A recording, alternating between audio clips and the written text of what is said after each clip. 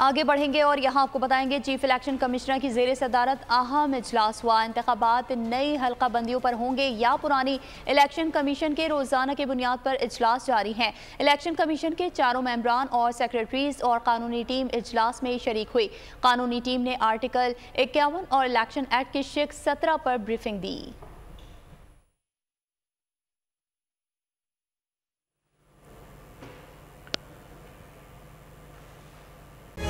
तारीख का अमीन,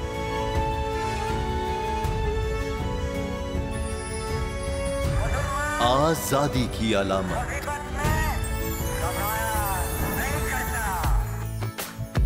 हुस्न का आईनादार, फिक्रो नजरिए की अक्कास, सरफराजी का गवाह, यानी हम सबका निगहबान पाकिस्तान।